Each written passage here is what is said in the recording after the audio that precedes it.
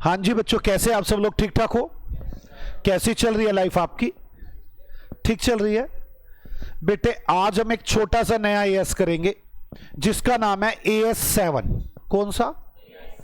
Construction contracts. किसका कौन सा एएस करेंगे? Construction contracts. बहुत इजी है।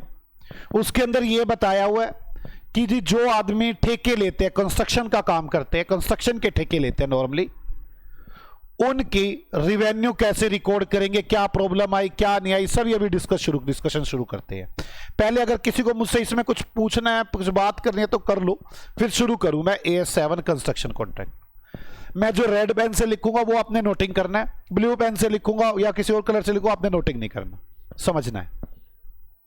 आज मैं शुरू करने वाला हूं AS7 कंस्ट्रक्शन कॉन्ट्रैक्ट्स।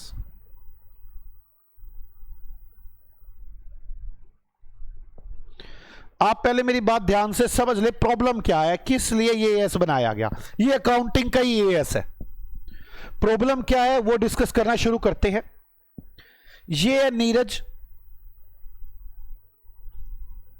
ये है मुस्कान।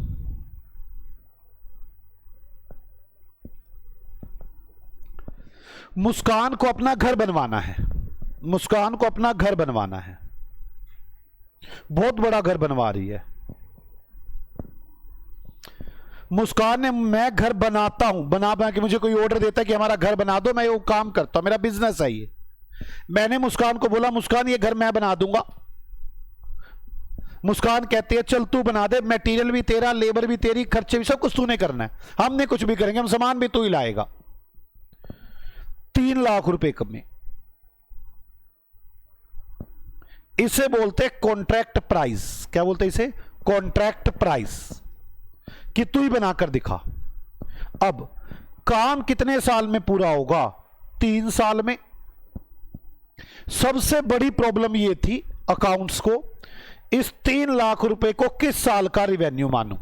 पहले साल का, दूसरे साल का या तीसरे साल का? Construction contract normally long term होते हैं। मैं इस 3 लाख रुपए के कॉन्ट्रैक्ट के प्राइस को किस साल का रिवेन्यू मानूं? एक बात बताओ, ये इनकम किसकी है? नीरज की। तो नीरज के लिए हम ये एस पढ़ रहे हैं, इसको बोलते हैं कॉन्ट्रैक्टर और इसको बोलते हैं कॉन्ट्रैक्टी। हम कॉन्ट्रैक्टर के लिए ये एस पढ़ रहे हैं कि कॉन्ट्रैक्टर किस साल इसको खर्चा माने। कॉन्ट्रैक्टर के सामने पता क्या प्रॉब्लम है? मैंने पहले साल 70,000 रुपए का खर्चा किया, रिवेन्यू तो कुछ नहीं हुआ।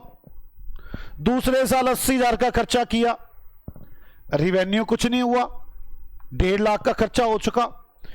तीसरे साल 70,000 का खर्चा किया, 2,10 का खर्चा हो गया। भाई पहले साल 70,000 का खर्चा हुआ, दूसरे साल 80,000, तीसरे साल 70,000 और तीसरे साल काम कंप्लीट हो गया, मुझे 3 लाख रुपए मिल गए। तीसरे साल मुझे 3 लाख रुपए मिल गए। प्रॉब्लम यह है कि पहले साल तो कोई कमाई हुई ही नहीं, आपको P&L अकाउंट में लॉस ही नजर आएगा 70,000 का। दूसरे साल कितने का लॉस नजर आएगा? 80 का। और तीसरे साल अचानक 2,10,000 का प्रॉफिट नजर आ जाएगा। सबसे बड़ी प्रॉब्लम यह शुरू हो रही थी। क्या प्रॉब्लम शुरू हो रही थी? कि कॉन्ट्रैक्टर इस कॉन्ट्रैक्ट प्राइस को पहले साल, दूसरे साल और तीसरे साल में कितना कितना लिखे। अब बड़ी प्रॉब्लम थी, पहले तो कोई स्टैंडर्ड था ही नहीं इस पर, हर सीए अपने हिसाब से चलता था। कोई कहता था 1-1 लाख रुपए 3 साल लिख दो, कोई कहता था पता नहीं पैसे मिलेंगे कि नहीं मिलेंगे, क्यों लिखे, आखिरी साल में लिखेंगे। हर सीए का अलग अलग रूल था। आखिरकार अकाउंटिंग स्टैंडर्ड ने AS7 बनाया और एक तरीका बना दिया कि कॉन्ट्रैक्ट का रिवेन्यू सभी सीए इस तरह से लिखेंगे। अब हम सभी उसी तरीके से लिखते हैं। कॉन्ट्रैक्ट का रिवेन्यू किस तरह से लिखा जाएगा, यह बात मुझे आपको सिखानी है। क्या आपको मेरी बात समझ में आ गई? पहले साल में कितने पैसे आने हैं, दूसरे में कितने आने हैं, तीसरे में कितने आने हैं, ये मेरे लिए इशू है। क्लियर? तो सबसे पहले यही इशू आया कि कॉन्ट्रैक्टर जो कॉन्ट्रैक्ट लेते हैं वो नॉर्मली लॉन्ग टर्म होते हैं। अब हमें रिवेन्यू रिकॉर्ड करने में बड़ी प्रॉब्लम है कि कॉन्ट्रैक्टर अपना रिवेन्यू कैसे रिकॉर्ड करे, इसीलिए ये एएस आया और एएस ने तरीके बताए कि आप अपना रिवेन्यू कैसे रिकॉर्ड करोगे। मेरी बात समझ में आ गई? कोई डाउट किसी को? दो पार्टी हो गई, एक पार्टी का नाम क्या हो गया, कॉन्ट्रैक्टर, और दूसरी पार्टी का नाम क्या है, कॉन्ट्रैक्टी। हम किसके व्यू से, पॉइंट ऑफ व्यू से काम कर रहे हैं, कॉन्ट्रैक्टर के पॉइंट ऑफ व्यू से काम कर रहे हैं। हमारी प्रॉब्लम क्या है, कॉन्ट्रैक्ट का रिवेन्यू किस तरह से रिकॉर्ड किया जाए, रिवेन्यू रिकॉर्ड कैसे करें। बड़ा आसान सा इन्होंने एक तरीका बनाया, मैं आपको वो तरीका बताता हूं कैसे बनाया इन्होंने। इन्होंने क्या कहा, कहते मान लो 3 लाख का ठेका लिया,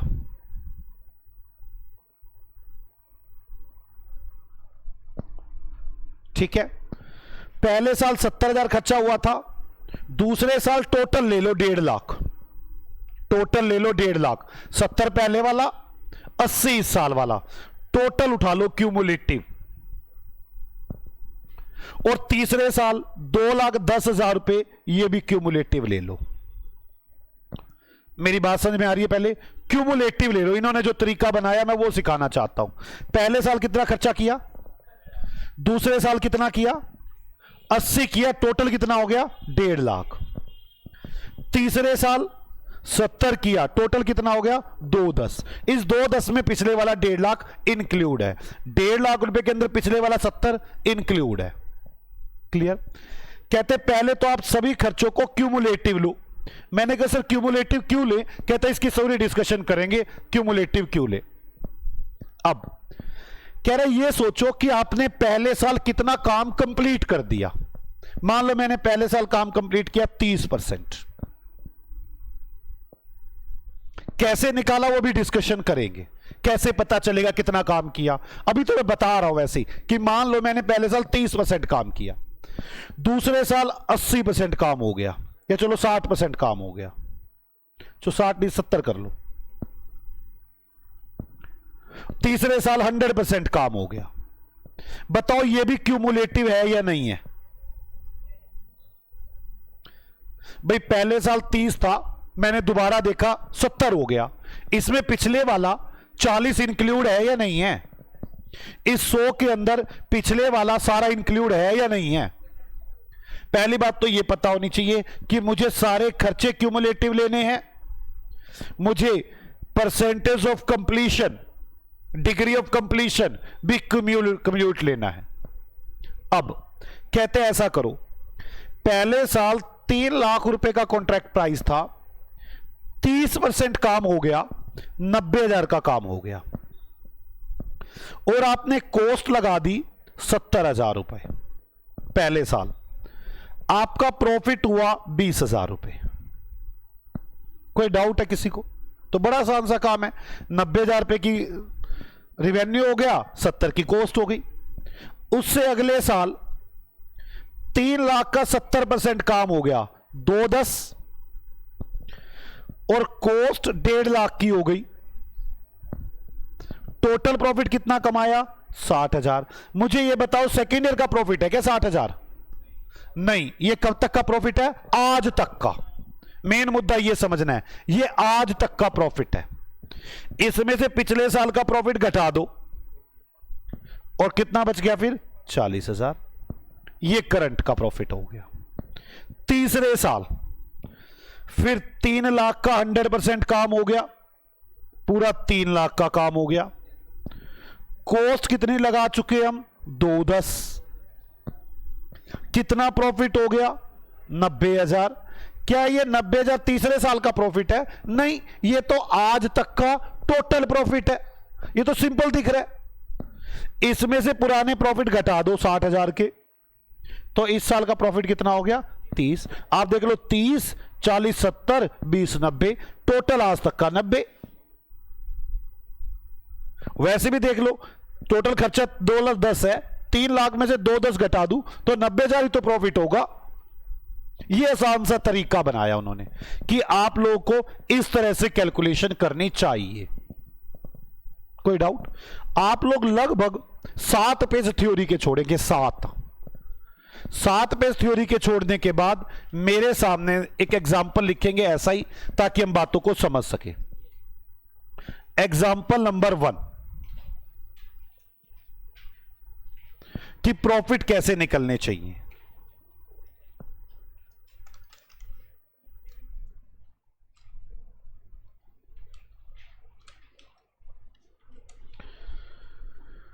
नीरज 7 पे छोड़ के, 7 पूरे छोड़ देना, मतलब 14 हो जाएंगे। अब 6 छोड़ देना, 12 हो जाएंगे। 6 पूरे छोड़ दोगे तो 12 हो जाएंगे ना। N took a contract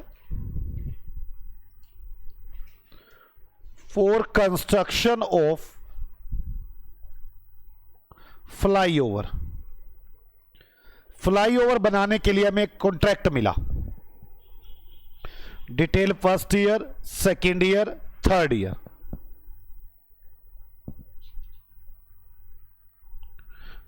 cost incurred up to date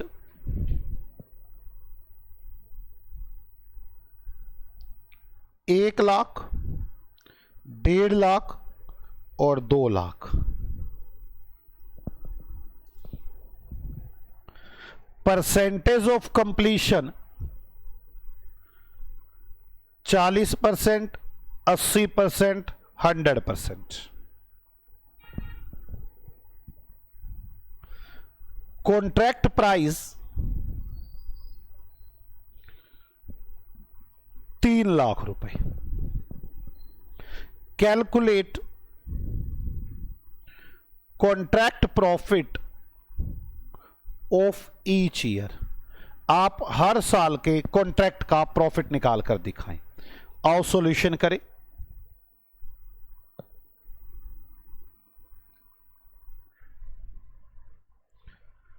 calculation of profit,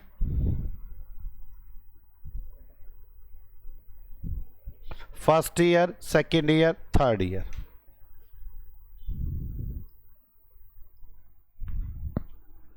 चलो, कॉन्ट्रैक्ट रिवेन्यू।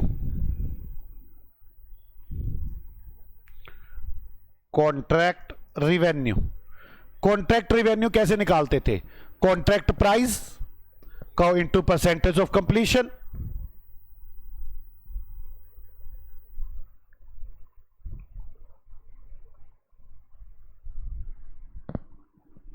अब कॉन्ट्रैक्ट प्राइस कितना है मेरे पास? 3 लाख। पहले साल कितना काम हुआ है? 40%। तो पहले साल 3 लाख का 40%, 1,20,000। पहले साल का कॉस्ट कितनी? Cost incurred up to date. अब तक कितना खर्चा कर चुके हम? कितना खर्चा कर चुके पहले साल? 1 लाख।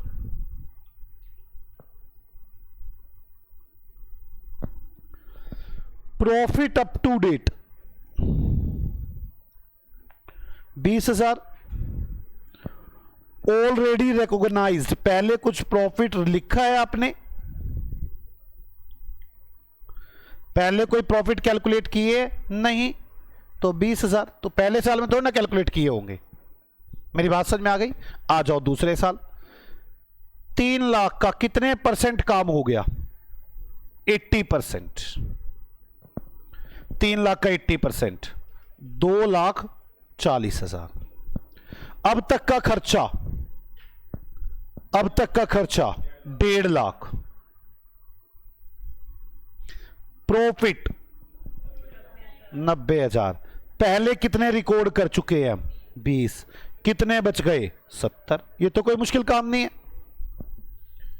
दूसरा, 3 लाख का 100% कितना रिवेन्यू हुआ? 3 lakh.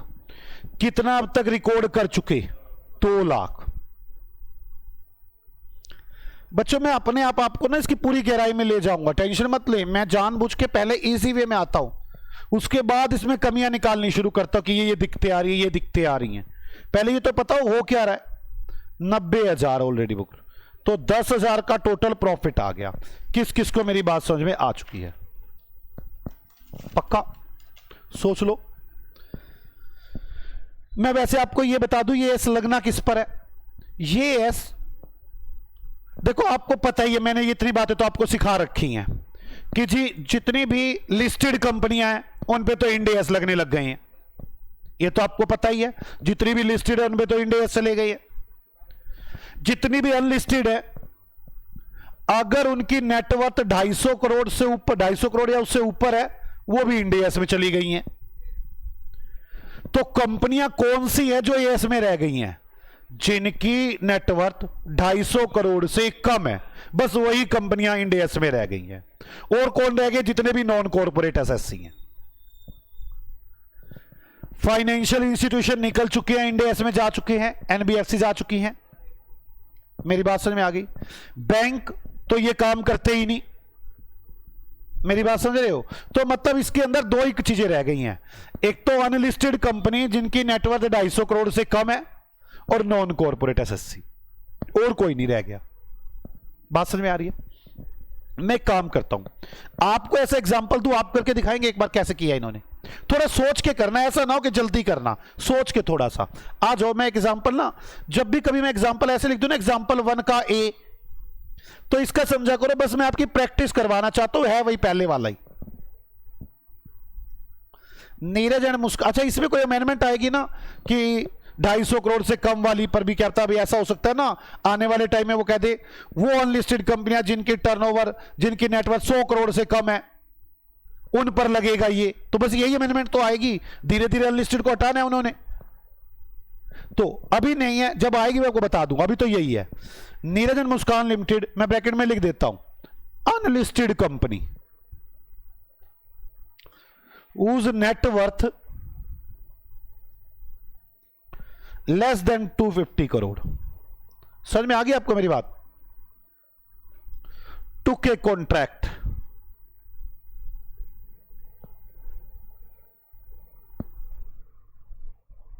Calculate profit from following information. हम आपको ये इंफॉर्मेशन दे रहे हैं, आप हमें प्रॉफिट कैलकुलेट करके दिखा दें। क्या इंफॉर्मेशन दे रहे हैं? कॉन्ट्रैक्ट प्राइस 600, ईयर है 1 2 3, कॉस्ट अप टू डेट, अब तक की कॉस्ट पहले 100 की, फिर 180, फिर 400। परसेंटेज ऑफ कंप्लीशन 20%, 37.5% और 100%। जल्दी से जल्दी मुझे बताए कैसे करेंगे। मैं 2 मिनट के लिए रुकना चाहूंगा इस पे, आप एक बार अपने हाथ से सोच ले। और सोचना जब करते हुए, ये क्यूमुलेटिव है, इसमें से पहले वाले लेस कर दूं तो इस साल का प्रॉफिट आ जाएगा।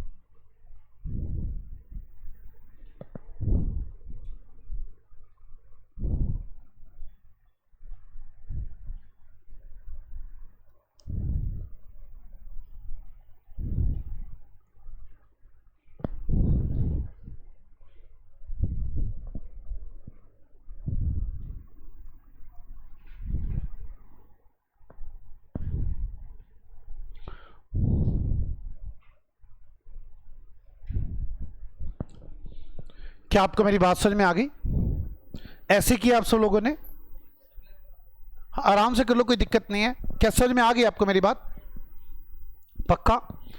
अभी तक जो जो बातें मैंने सिखाई ना, इसी ऐसे मुझे आपको लिखवाने वाली बातें थोड़ी सी लेट करनी होंगी, थ्योरी में लेट जाना होगा मुझे। अभी तक जो मैंने आपको सिखाया मैं साथ साथ रिवाइड करवाना चाहता हूं। मैंने कहा जी लॉन्ग टर्म कॉन्ट्रैक्ट्स होते हैं, ये बात बोली है ना मैंने बोला जी जो कॉन्ट्रैक्टर होता है उसको बड़ी प्रॉब्लम है, उसका मैचिंग और एक्रूअल खराब हो रहा है। आप देखो ना, उसका मैचिंग और एक्रूअल खराब हो रहा है। एक्रूअल कैसे खराब हो रहा है उसका? भाई काम कर दिया, कुछ तो रिवेन्यू रिकॉर्ड करो, आप रिकॉर्ड ही नहीं कर रहे थे। आप क्या कर रहे थे? मैंने आप एग्जांपल में बताया था, देखो आप कह रहे थे कि जी एक साथ आखिरी के अंदर ही 90,000 का प्रॉफिट हो गया, तो एक्रूअल और मैचिंग कंसेप्ट खराब हो रहा था। एक्रूअल और मैचिंग कंसेप्ट को ठीक करने के लिए AS7 आया। AS7 ने कंस्ट्रक्शन कॉन्ट्रैक्ट्स के लिए किस तरह से रिवेन्यू रिकॉर्ड करेंगे एक बात बनाई। उसने कहा आप कॉन्ट्रैक्ट का रिवेन्यू ले लो, आप परसेंटेज ऑफ कंप्लीशन निकाल लो, उसमें से cost up to date minus करो, और अगर कोई पहले से प्रॉफिट रिकॉर्ड किया वो माइनस करो, ये प्रॉफिट निकल आएंगे। हमने भी उनसे पूछना बाकी है कि आपने ये तरीका कैसे बनाया, इसके क्या फायदे नुकसान हुए, वो भी डिस्कशन करते हैं। इतनी समझ में आई, मैचिंग और एक्रूअल हो गया। अब मेन मुद्दा आता है परसेंटेज ऑफ कंप्लीशन कैसे निकलेगी। परसेंटेज ऑफ कंप्लीशन कैसे निकलेगी, एक एक करके एक एक चीज को डिस्कस करेंगे। परसेंटेज ऑफ कंप्लीशन निकालने के लिए अलग अलग तरीके हैं। एक तरीके का नाम है physical unit method. Physical unit method मतलब समझो क्या? एक तरीके का नाम है सर्वेयर मेथड, एक तरीके का नाम cost to total cost method. तीन तरीके हो सकते हैं कैलकुलेट करने के। पहला तरीका सर्वेयर, हम इंजीनियर्स को बुलाते हैं जो बड़े एक्सपर्ट होते हैं, उसको बोलते हैं सर्वेयर। एक जॉब होती है सर्वेयर की, उनको बड़ी मैथ की कैलकुलेशंस करनी आती हैं, उनको पॉइंट किया जाता है, वो आते पूरा फ्लाईओवर को देखते हैं कहां से कितना बन चुका, और एक सर्टिफिकेट देते हैं, उसको बोलते हैं वर्क सर्टिफाइड सर्टिफिकेट। आप वहां से सर्टिफाई करवा सकते हैं। मेरी बात समझ में आई है? जब सर्वेयर को अपॉइंट किया जाता है वो आकर आपको बताता है जी कितना काम हो चुका। जैसा कि मैंने इस क्वेश्चन में आपको कहा 20% काम हो चुका, मुझे सर्वेयर बता के गया, बात खत्म हो गई। मुझे सर्वेयर बता के गया, मुझे सर्वेयर बता के गया। हर बार सर्वेयर को अपॉइंट किया जाता है। मेरी बात समझ में आ गई? दूसरा, जब काम ज्यादा कॉम्प्लिकेटेड ना होना तब हम फिजिकल यूनिट मेथड लगाते हैं, ज्यादा कॉम्प्लिकेटेड काम ना हो। जैसे मैं बताऊं, मैंने कहा 1000 स्क्वायर फीट पर पत्थर लगाना है। कितने स्क्वायर फीट पर? 1000 स्क्वायर फीट पर। उसने 600 स्क्वायर फीट पर लगा दिया, 400 स्क्वायर फीट पेंडिंग है। कितने पर लग गया? 600 स्क्वायर फीट पर। तो कैसे निकालोगे? 600 डिवाइड बाय 1000 इंटू 100, 60% हो गया काम। ये तो बड़ा आसान था नापना। जब कॉम्प्लेक्स ना हो तब हम ये लगाते हैं। सर्वेयर ज्यादातर गवर्नमेंट अपने कॉन्ट्रैक्ट्स पर लगाती है। जितने भी गवर्नमेंट ठेके होते हैं वो सर्वेयर के जरिए बताते हैं कितने % काम हो चुका। नहीं समझ में आई बात? यार मैं आपको याद दिलाता हूं, शायद आपने तो देखा होगा, एक मूवी है खट्टा मीठा, किसी ने देखी है? सचिन टिचकुले वाली। उसमें ना सचिन टिचकुले कॉन्ट्रैक्टर होता है, मतलब अक्षय कुमार एक कॉन्ट्रैक्टर बना हुआ होता है, और वो एक नगर निगम का कॉन्ट्रैक्टर लेता है रोड बनाने का, नगर निगम का।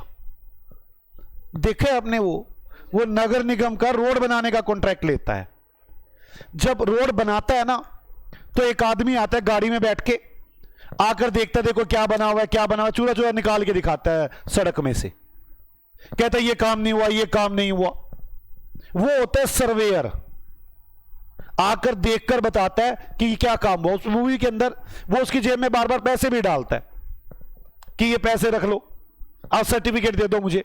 वो जैसे ही सर्टिफिकेट देगा मैं पैसे लेने का हकदार बन जाऊंगा। ज्यादातर गवर्नमेंट कॉन्ट्रैक्ट में सर्वेयर होते हैं। मेरी बात समझ में आई? और एक होता है cost to total cost method. ये मेथड सबसे ज्यादा यूज होता है, प्राइवेट व्यक्ति यही यूज करते हैं, हम भी यही मेथड यूज करेंगे, ये सबसे ज्यादा यूज होता है। प्राइवेट कॉन्ट्रैक्ट्स में नॉर्मली यही मेथड यूज होता है। आपको समझ में आया परसेंटेज ऑफ कंप्लीशन कैसे निकल सकता है? कैसे निकल सकता है परसेंटेज ऑफ कंप्लीशन? 3 तरीके। कौन कौन से? Physical unit method, surveyor method और cost to total cost method. Physical unit method कब यूज होता है? जब काम कॉम्प्लेक्स नहीं होता। एक बात है ना, फ्लाईओवर बनाना है, कितना बन गया, क्या रह गया, बड़ा कॉम्प्लेक्स है, वो तो ना ऐसे नप सकता है। जब सीधा सीधा सा कॉन्ट्रैक्ट होता है, सीधा सीधा कैसे? मैंने एग्जांपल दिया, 1000 स्क्वायर फीट बनाना है, 600 स्क्वायर फीट बन गया, बस 60 हो गया, 60% हो गया। और सर्वेयर मेथड तो उसको बुलाना पड़ेगा गवर्नमेंट कॉन्ट्रैक्ट में। और cost to total cost method क्या बोलता है? Cost to total cost method कहता है आप ना पहले आइडिया लगाओ, पहले तो कॉस्ट अप टू डेट तो पता ही होगी आपको। मान लो अभी तक मैंने 80,000 रुपए खर्चा कर दिया, ठीक है। आप ये एस्टिमेट लगाओ कॉन्ट्रैक्ट को पूरा करने में और कितना खर्चा करना पड़ेगा, कॉन्ट्रैक्ट को पूरा करने में और कितना खर्चा करना पड़ेगा। एस्टिमेट फर्दर एक्सपेंस बताओ। मान लो मैंने कहा जी 1,20,000 और करना पड़ेगा, तो आपके हिसाब से टोटल एस्टिमेट कितना हो गया? 2 लाख रुपए। अब तक आप कितना कर चुके हो? 80,000। टोटल कितना होना है? 2 लाख इंटू 100। ये हो गया परसेंटेज ऑफ कंप्लीशन। कितना आ गया? 80,000 डिवाइड बाय 40%। मेरी बात समझ आई? कितना आप खर्चा कर चुके हो, कितना और अनुमानित है, ये आइडिया आपको लगाना पड़ेगा। अगर आप ये आइडिया नहीं लगा पाओगे तो आप cost to total cost method लगा ही नहीं पाओगे। और सभी प्राइवेट, एक बात बताओ ना, मैंने एक ठेका लिया, मुझे पता नहीं होगा कितनी कॉस्ट लग जाएगी, कुछ सोच के तो प्राइस डिसाइड करवाया होगा। सबको आइडिया होता है कितना खर्चा और लगेगा। क्या आपको मेरी बात समझ में आ गई? मैंने आपसे पहले कैसे समझाया था कि कॉन्ट्रैक्ट प्राइस को परसेंटेज ऑफ कंप्लीशन से मल्टीप्लाई करना है, कॉस्ट माइनस करनी है, प्रॉफिट आ जाएंगे, उसमें से जो प्रॉफिट पहले रिकॉर्ड कर दिए वो माइनस कर देंगे, ये करंट के प्रॉफिट आ जाएंगे। ये मैचिंग और एक्रूअल कंसेप्ट को पूरा कर रहा है। मेरी बात समझ में आ गई? वहीं पर मेरे सामने बात शुरू हो गई कि परसेंटेज ऑफ कंप्लीशन कैसे निकलेगा। ओके, आ जाओ, मैं एक काम करता हूं, एक एग्जाम्पल बनाता हूं, फिर आगे चलेंगे। एक एग्जाम्पल बनाता हूं, एक example.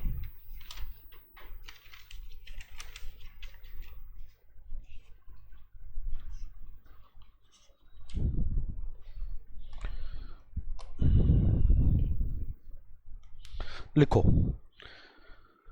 Example number 2। Example number 2,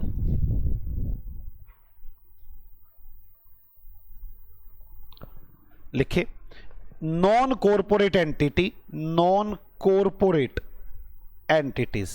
समझ में आ गई ना अब आपको मेरी बात? ये 2 पर ही लगना है। Yes, corporate entity whose net worth less than 250 crore, और दूसरा नॉन कॉरपोरेट एंटिटी। मैंने लिख दिया a non corporate entity took a contract of rupees 600. Detail as follow.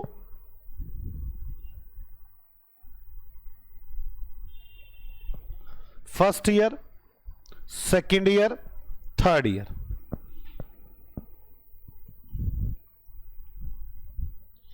Cost up to date 100, 200, 500. Estimated further costs, estimated further costs 400, 300, एक काम करना 450 कर लूं, 450,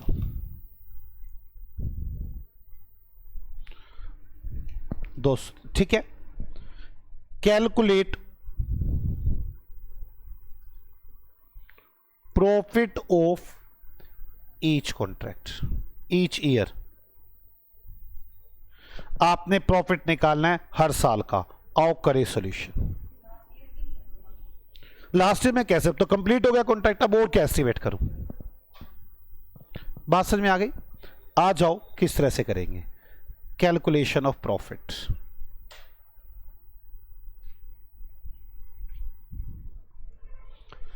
year 1, 2 and 3।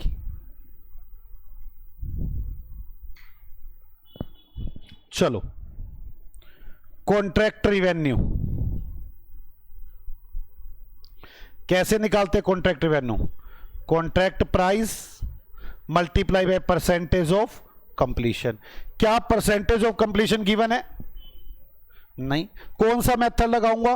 Cost to total cost method. आ जाओ लिखें percentage of completion.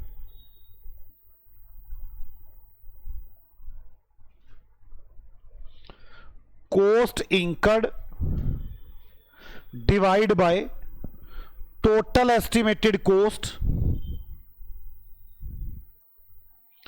Into 100। Total estimated cost into 100। Cost incurred कितनी है मेरे पास पहले साल 100। टोटल कॉस्ट कितनी है 550। 450 का और आइडिया है, 100 लगा चुका हूं तो 550। 100 डिवाइड बाय 550 इंटू 100 कितने परसेंट हो गया 18%। सेकेंड ईयर का कैसे निकालोगे? कितनी कॉस्ट अब तक लगा चुका हूं 200। टोटल कितनी है 500। 200 डिवाइड बाय 500 इंटू 100 40%। आगे यहां तो हो ही गई 100%। परसेंटेज ऑफ कंप्लीशन समझ में आ गई कैसे निकल गई? इसे क्या बोलते हैं? Cost to total estimated cost method. Cost to total estimated cost method. चलो अब पहले साल तो 18% है, 600 रुपए का रिवेन्यू है, इसका 18% कितना आ गया 108। कॉस्ट अप टू डेट कितनी हो चुकी है 100। ये प्रॉफिट आ गया up to date. Already recognised कितना है? ऑलरेडी रिकॉग्नाइज है ही नहीं, तो मेरा रिवेन्यू कितना आ गया 8। Transfer to P and L account. दूसरे साल 600 का कितने परसेंट काम हो चुका 40। 240। Total cost incurred up to date 200। Profit 40। ये आज तक का है, पहले का रिकॉर्डेड 8, तो नया कितना आ गया 32। समझ में आ गया बच्चों? अगला साल अब तो पूरा ही काम हो चुका 600। अब तक के खर्चे कितने कर चुका मैं 500। प्रॉफिट कितना होगा 100, जिसमें से पहले रिकॉर्ड कर चुका 40, तो प्रॉफिट कितने का हुआ 60 का। कोई डाउट है? आपको यहां से यह समझ में आ गया कि परसेंटेज ऑफ कंप्लीशन कैसे निकालते हैं। मैंने कहा 3 तरीके होते हैं। कौन कौन से तरीके बताए मैंने? फिजिकल यूनिट में लिखवाऊंगा सारा, चिंता मत करो। फिजिकल यूनिट और सर्वेयर मेथड, तीसरा cost to total estimated cost method. और ये कैसे प्रॉफिट निकालते हैं ये भी बात समझ में आ गई। अब ध्यान से समझो, हम प्रूडेंस अप्रोच फॉलो करते हैं या नहीं करते? अगर ऐसा हो जाए मैंने अब तक कॉस्ट 100 की और मेरा एस्टिमेट हो जाए कॉस्ट 500 और होगी, कितनी और होगी 500।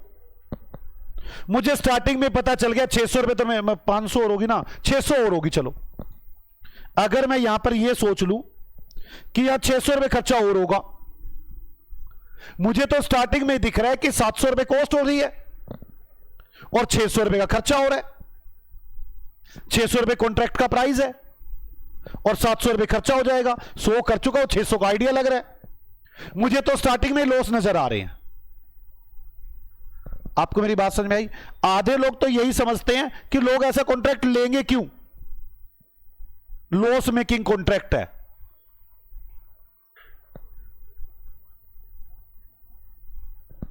अगर मुझे स्टार्टिंग में ही नजर आ गया कि मेरी कॉस्ट अब तक मैं 100 कर चुका हूं और मेरा फ्यूचर एस्टिमेशन 600 का है, 700 रुपए मेरे टोटल कॉस्ट पड़ेगी, ऐसा मुझे अनुमान हो चुका है, और मेरा कॉन्ट्रैक्ट प्राइस सिर्फ 600 रुपए है, मुझे स्टार्टिंग में ही दिख रहा है कि मेरा टोटल के अंदर ओवरऑल लॉस ही आने वाला है, फ्यूचर में मुझे ओवरऑल लॉस ही आने वाला है।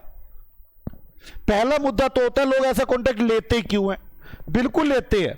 कई बार हम कॉन्ट्रैक्ट ले चुके होते हैं, बाद में पीछे नहीं हट सकते, आदमी रोता भी रहता है और काम करता भी है। जैसे मैं बताऊं आपको, आपने देखा होगा छोटा बच्चा होता है, अब छोटे बच्चे को कई बार ना कोई थप्पड़ मारता है, कहते दर्द नहीं होता ना, वो बेचारा आंखों में उसके पानी आ रहा होता है, पर ऐसे कहते हैं ना दर्द नहीं हुआ, फिर मारते उसको, वो कहते ना दर्द नहीं हुआ। देखे आपने ऐसे छोटे बच्चों से कभी ऐसे मजाक करते हुए देखा आपने? वो बेचारा यही दर्द भी होता रहता है। फिर जैसे मैं अपने लड़के की बात करता हूं, मेरे लड़के को ना अभी स्कूल में मैडम ने मार दिया। अब स्कूल में मैडम ने मारा तो मेरे पास आया, कहता पापा मैडम ने ना मारा मेरे को आज। मैं कहा चल वैसे ही कह रहा होगा, चल मार दे कोई बात नहीं। अगले दिन फिर आया, कहता मैडम ने मारा है। मैं कहा तू रोया था? फिर कहता फिर बदमाशी किस बात की रहेगी जब रो पड़ा तो मैं कहा कमाल है। मैंने कहा फिर तो रोया क्यों नहीं? कहता है ना ना ना फिर तो बेइज्जती हो जाएगी क्लास में अगर रोऊंगा तो मैं। मैंने कहा बताओ वो एलकेजी में है, वो ये बातें कर रहा है, हद होगी। आप मेरे को एक बात बताओ, ऐसा होता है या नहीं होता कि आदमी को दर्द तो जरूर हो रहा होता है लेकिन बोलता नहीं है? सेम ऐसे ही लॉस मेकिंग कॉन्ट्रैक्ट में होता है। उसको पता होता है कि मेरे को घाटा होगा, पर अपनी इमेज को बचाए रखने के लिए जानबूझ के कहते हैं हाँ मैं काम करूंगा, हाँ मैं काम करूंगा, लेकिन सच में वो रो रहा होता है अंदर से। मेरी बात समझ में आ गई? अपनी इमेज को बनाए रखने के लिए कई बार ऐसे कॉन्ट्रैक्ट मिल जाते हैं और लेने पड़ते हैं, इसको बोलते हैं लॉस मेकिंग कॉन्ट्रैक्ट। अब जब शुरू में ही दिख गया कि मुझे लॉस होगा, तो आप मुझे एक बात बताएं बड़े आराम से सोच के, हमें प्रूडेंस फॉलो करनी चाहिए नहीं करनी चाहिए? हमें पहले साल में इसका प्रोविजन बना लेना चाहिए नहीं बना लेना चाहिए? हमें पहले साल में इसका प्रोविजन बना लेना चाहिए। यही तो हमारी अकाउंटिंग पॉलिसी कहती है। अगर आपको दिख रहा है फ्यूचर में लॉस होने वाला तो आज ही रिकॉर्ड करो। आखिरकार अगर आपको स्टार्टिंग में दिख जाता है कि जी मेरा कॉन्ट्रैक्ट में लॉस होने वाला है ओवरऑल, तो आप स्टार्टिंग से ही प्रोविजन बना लेंगे, चाहे लॉस हो या ना हो एक अलग मैटर है। अगर आपको दिख रहा है ऐसा, मेरी बात समझ में आ गई? पक्का? मैं एक काम करता हूं, मैं इस बात पे एग्जांपल लेकर दिखाता हूं आपको, एग्जांपल के जरिए इस बात को समझते हैं। आ जाओ example number 3। Example number 3,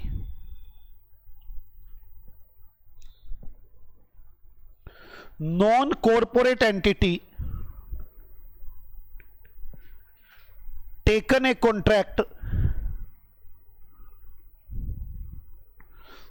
of ₹600 as follow. 600 रुपए का कॉन्ट्रैक्ट लिया, कुछ इस प्रकार है। Details first year, second year, third year. एक बार मैडम आएगी ना पूछ लेना, ये यही बात कहता सीधा ही, कहते रो पड़ा फिर बदमाशी नहीं खत्म हो जाएगी। मैंने कहा तो होगी।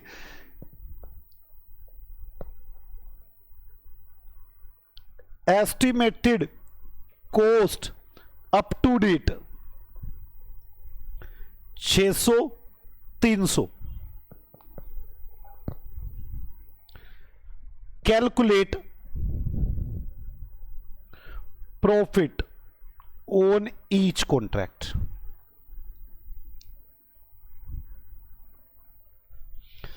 सॉल्यूशन, मुझे फर्स्ट ईयर, सेकेंड ईयर और थर्ड ईयर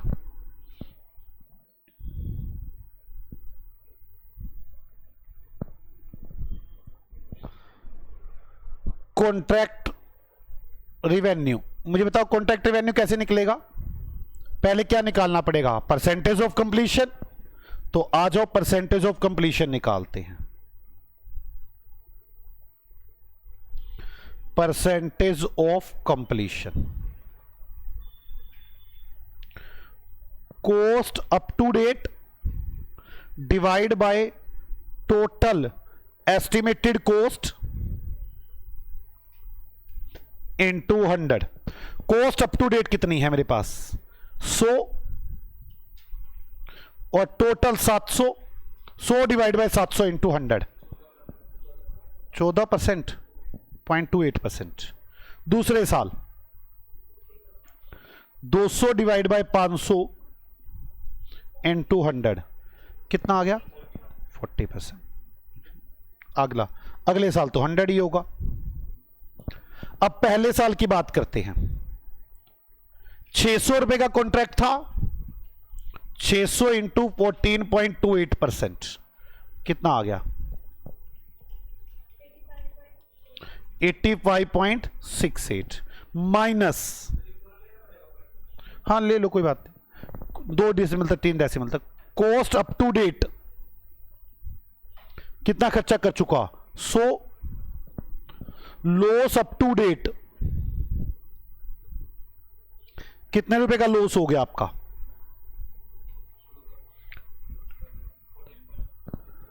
अब मुझे स्टार्टिंग में लॉस नजर आ रहा है, मुझे चेक कर लेना चाहिए कहीं ओवरऑल में लॉस तो नहीं है। ओवरऑल में लॉस, मेरी बात समझो, आप ऐसा मत कर देना आखिरी साल को देखने बैठ जाना। पहला साल है अभी तो पहले साल को ही देखो ना। तो पहले साल में आपको ओवरऑल लॉस नजर आ रहा है, यस 700 रुपए खर्चा है और 600 रुपए के आने की उम्मीद है। मुझे तो पहले साल में घाटे नजर आ रहे हैं, तो मैं इसके लिए प्रोविजन बनाने की कोशिश करूंगा। ये देखो calculation of provision.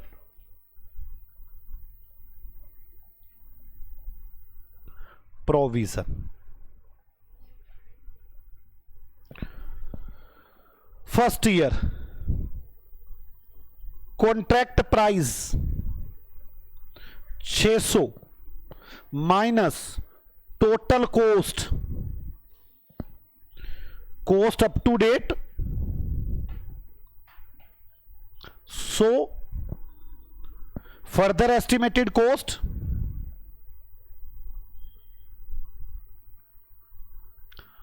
600 total loss expected, total expected loss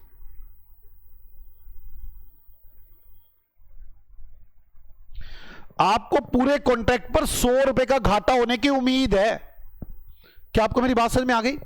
आप इस साल कितना घाटा बुक कर चुके हो 14.32 तो आप लिख ही चुके हो घाटे को, ये तो जाएगा ही P&L अकाउंट में। इतना घाटा तो मैं लिख ही चुका हूं माइनस रिकॉर्डेड, माइनस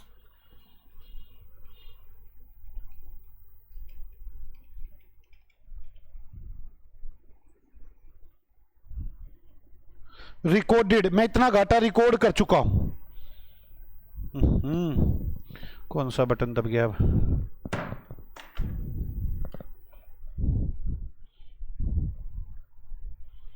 ये अभी भी यहीं पे ही है।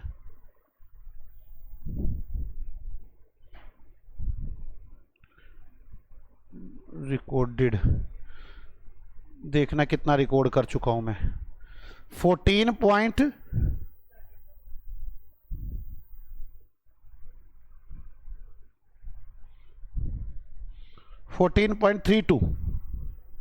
एक सेकंड रुक जाओ ना, मैं एक सेकंड रुको, मैं 1 मिनट इसको ठीक कर लूं जरा, इनको भी पंगा आ जाता है बार बार।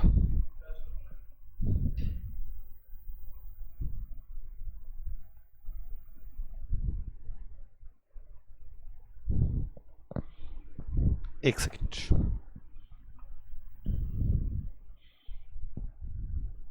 वैसे मैंने तो ये किया ही नहीं।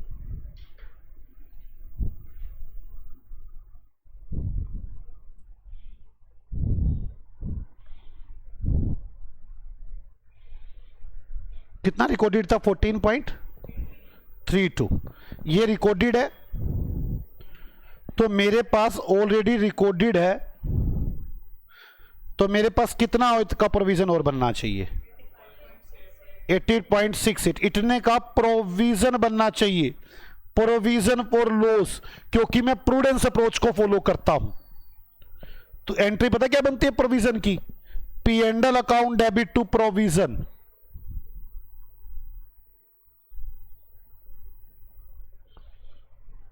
85.68 का मुझे प्रोविजन बनाना चाहिए।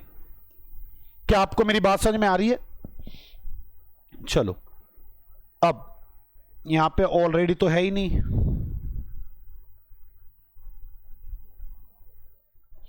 क्या आपको मेरी ये बात समझ में आ गई है कि इस साल P&L में इतने का लॉस जाएगा, इतने का प्रोविजन जाएगा, टोटल तो 100 का ही लॉस चला जाएगा। चलो आगे, अब आगे दूसरे साल 600 कितने परसेंट काम हो चुका? 40%। 240 रुपए का प्रॉफिट रिवेन्यू। खर्चे कितने के किए मैंने? 200 के। अब तो 40 का प्रॉफिट नजर आ रहा है और मैंने पहले 14.32 का लॉस लिखा हुआ है, ऐड हो जाएगा।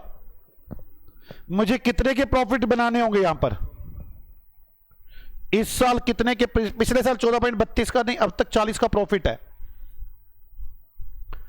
अब तक 40 रुपए का प्रॉफिट है।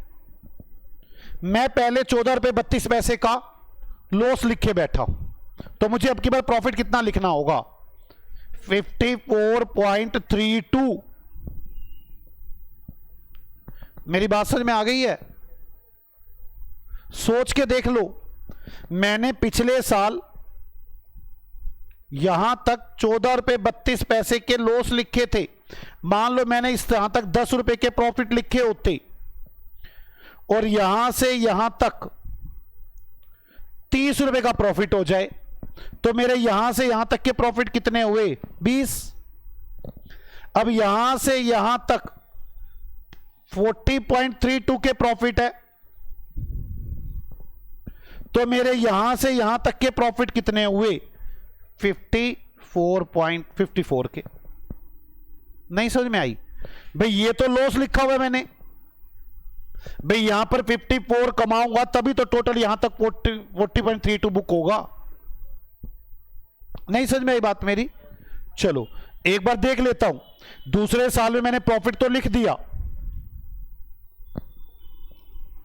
लेकिन देख लूं कि कहीं ओवरऑल घाटा तो नहीं आ रहा। वैसे है नहीं ओवरऑल घाटा। देखो दूसरे साल में टोटल 500 रुपए खर्चे हैं, प्रॉफिट ही दिख रहा है। आ जाओ देखते हैं। 600 का कॉन्ट्रैक्ट रिवेन्यू है, 200 की अब तक कॉस्ट कर चुका हूं, 300 की मुझे एस्टिमेटेड है, टोटल हुआ 500 का एक्सपेक्टेड लॉस। बोलो, वो टोटल 100 रुपए का एक्सपेक्टेड प्रॉफिट है। तो ये तो क्या है? Expected profit. इसका मतलब मुझे कोई प्रोविजन बनाने की जरूरत नहीं है जब लॉस ही नहीं है, बल्कि जो पहले प्रोविजन बनाया था, जो पहले प्रोविजन बनाया था उसको राइट ऑफ करना होगा। Reversal of provision, reversal of provision. कितने रुपए का रिवर्सल करना होगा? 85.68 का। एंट्री बन जाएगी provision for loss account debit to P&L account. क्या आपको मेरी बात समझ में आ गई? आ गई बच्चों आपको मेरी बात समझ में? पक्का ना? मैंने आपके सामने डिस्कशन की कि अगर आपको ओवरऑल लॉस नजर आ रहा हो, मतलब सीधी सी बात है, अगर आपको लॉस नजर आ रहा है ओवरऑल, तो आपको प्रोविजन बना देना चाहिए। हां, प्रॉफिट में कन्वर्ट हो गया, उस प्रोविजन का रिवर्सल कर देना चाहिए। चलो आगे। अब इस साल, अब तीसरा साल आ गया, अब तो कॉन्ट्रैक्ट पूरा हो गया 600 का, टोटल खर्चा हुआ 500, अब तक 100 रुपए का प्रॉफिट। पहले कितना रिकॉर्ड कर चुका हूं? 40, 60 रुपए का करंट का प्रॉफिट। क्या आपको मेरी बात समझ में आ गई? बोलो पक्का? मैं काम करता हूं, मुझे ऐसा लगता है कि अभी लॉस के बारे में अच्छी डिस्कशन हुई नहीं। एक और एग्जांपल देता हूं, मुझे करके दिखाएंगे ओवरऑल लॉस। एग्जांपल नंबर 4 करके दिखाओ। Non corporate entity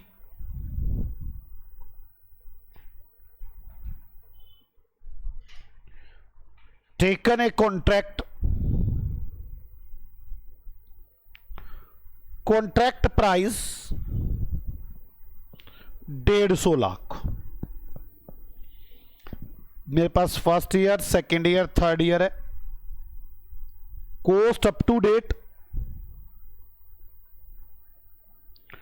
50, 100, 187.5। आप देख रहे हो मुझे लॉस नजर ही आ रहे हैं। Further estimated cost 150, 125। Calculate profit and make provision. आप प्रॉफिट कैलकुलेट करें और प्रोविजन बनाकर दिखाएं। ठीक है, आ जाओ मेरे साथ साथ सॉल्यूशन करते हैं। पहले परसेंटेज ऑफ कंप्लीशन निकाल लूं क्या? परसेंटेज ऑफ कंप्लीशन क्या तरीका है परसेंटेज ऑफ कंप्लीशन निकालने का? जल्दी बताओ। Cost up to date divide by total estimated cost into 100। First year, second year and third year. Cost up to date कितनी है? 50 डिवाइड बाय 200 इंटू 100। कितना गया? 33.33%। सेकेंड ईयर में 100 डिवाइड बाय 225 इंटू 100, 44.44। यहां तो पूरा 100 ही हो जाएगा। कितना रहा? 25, 100 डिवाइड बाय 225। ये ठीक है, ओके। अब आ जाओ calculation of profit.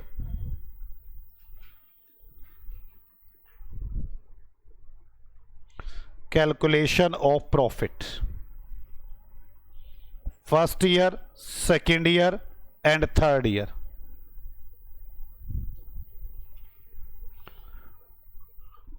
Contract revenue कितने रुपए का कॉन्ट्रैक्ट प्राइस है? 150 लाख का। 150 इंटू 25%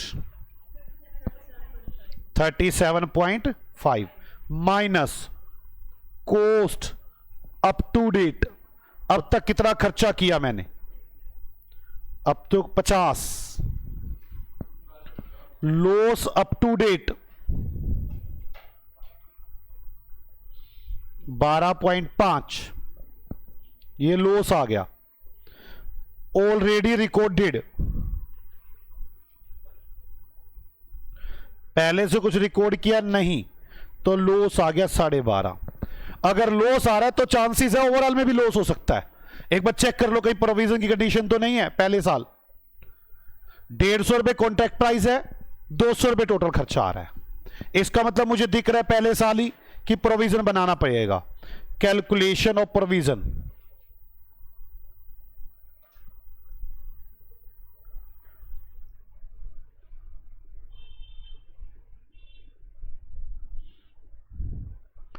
फर्स्ट, सेकंड, थर्ड। चलो, कॉन्ट्रैक्ट प्राइस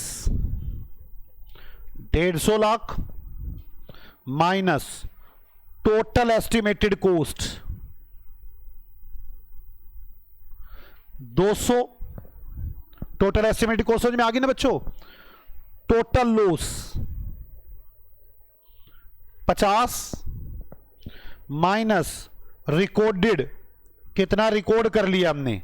12.5। तो कितने का प्रोविजन आ गया? 37.5 का प्रोविजन। यहां पर मेड है, ये रिवर्सल भी आ सकती है।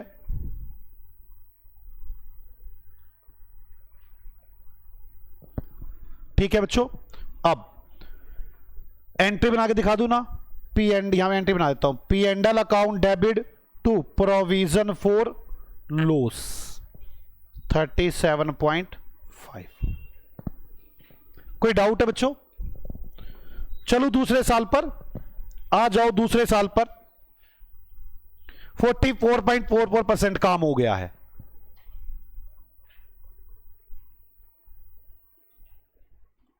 कितना आ गया?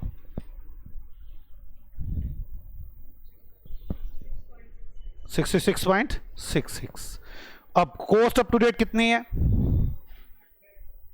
100। कितना लॉस हो गया? 33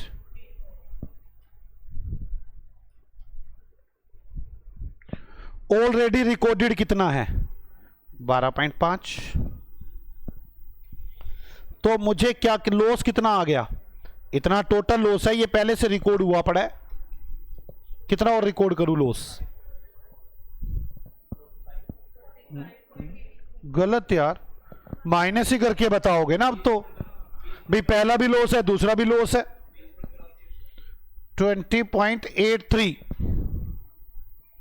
बात समझ में आ रही है बच्चों? अब कॉन्ट्रैक्ट का प्राइस कितना है? 150। एक्सपेक्टेड कॉस्ट कितनी है? 225।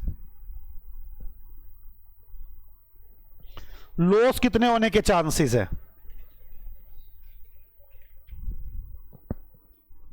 बोलो। 75। पहले अब तक कितना रिकॉर्ड बुक कर चुके हम? अब तक कितना रिकॉर्ड बुक कर चुके? 33.34। मेरी बात समझ में आ गई है ना? अब तक हम रिकॉर्ड कर चुके हैं 33.34।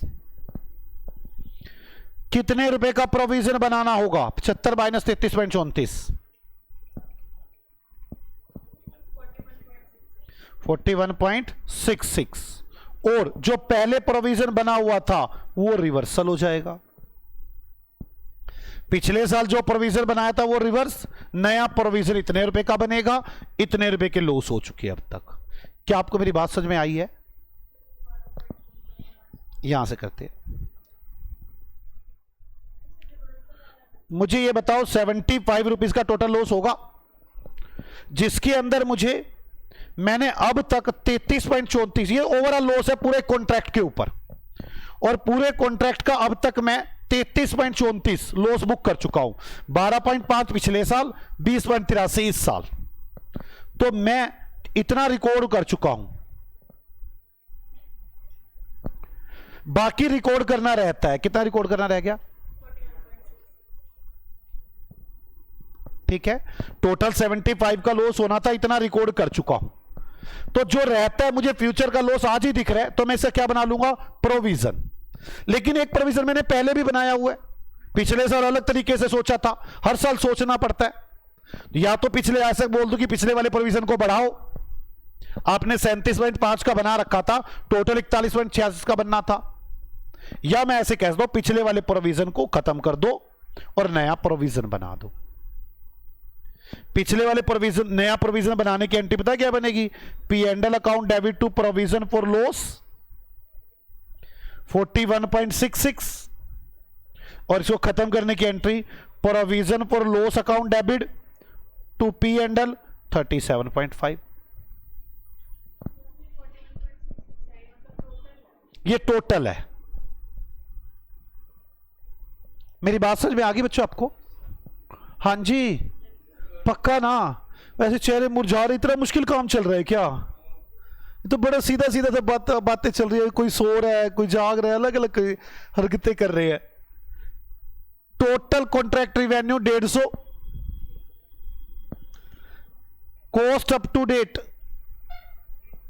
ये कहां पे आ गया? कंट्रीब्यूशन प्रॉफिट, ये क्या कर रहा हूं मैं?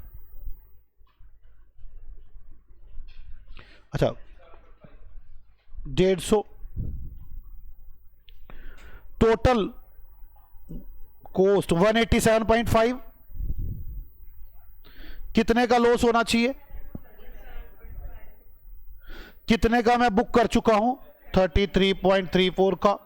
कितना लॉस इस साल बुक कर दूं? 4.6 का लॉस। अब इस साल तो कोई प्रोविजन देखने की जरूरत ही नहीं है, कॉन्ट्रैक्ट अब तो खत्म, बल्कि जो प्रोविजन बनाया हुआ था, इसीलिए तो बनाया हुआ था, ये रिवर्सल कर दो। हर साल पुराने वाला प्रोविजन रिवर्सल करते हैं। Entry provision for loss account debit to P and L account 41.66। क्या समझ में आई है? बोलो जल्दी, पक्का?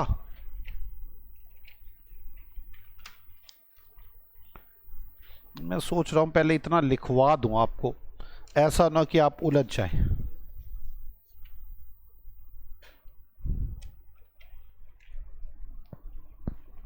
आप एक काम करो, थ्योरी में लगभग ना 2 पेज पहले छोड़ दो। पहले 2 पेज पे तो मैं और बातें लिखवाऊंगा बेसिक। 2 पेजों के बाद लिखना शुरू करो। लिखो, so many methods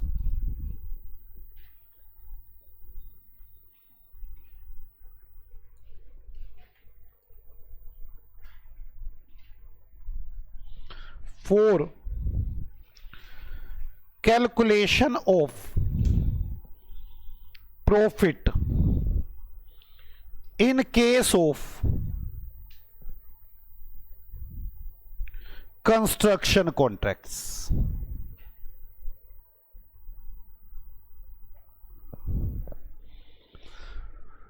First method, percentage completion method.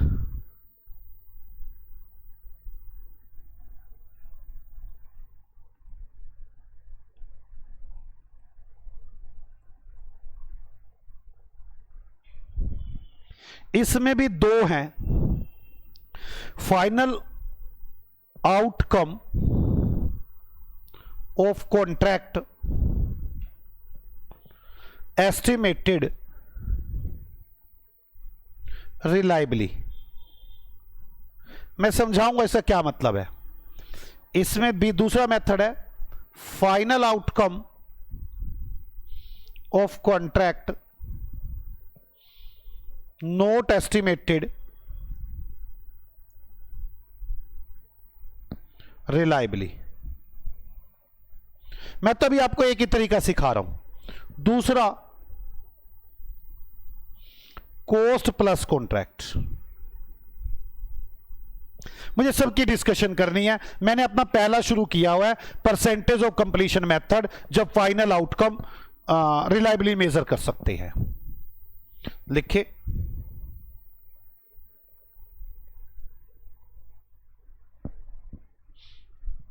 मैं अपना फर्स्ट का ए पार्ट शुरू करके बैठा हूं। लिखना शुरू करें। ए पार्ट यहां पर लिख दो ना, percentage of completion method, bracket में लिख दो ना, फाइनल आउटकम ऑफ कॉन्ट्रैक्ट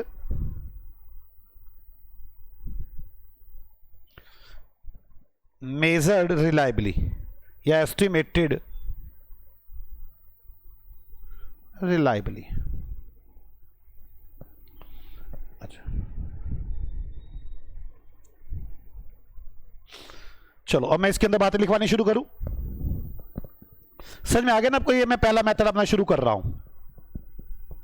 अच्छा, रियल प्रॉफिट कब निकलेंगे कॉन्ट्रैक्ट के? रियल प्रॉफिट जब कॉन्ट्रैक्ट पूरा हो जाता है, उससे पहले रियल तो निकल ही नहीं सकते। हम तो एस्टिमेट ही बता रहे हैं एक्रूअल बेसिस को फॉलो करने के लिए। ठीक है, लिखे, एक्चुअल प्रॉफिट और लॉस, एक्चुअल प्रॉफिट और loss on construction contracts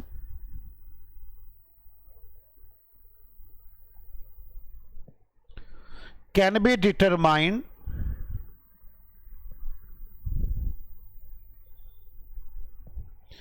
after completion of contract. Actual profit और लॉस तो तभी निकल पाएंगे जब हम कॉन्ट्रैक्ट को पूरा कर लेंगे।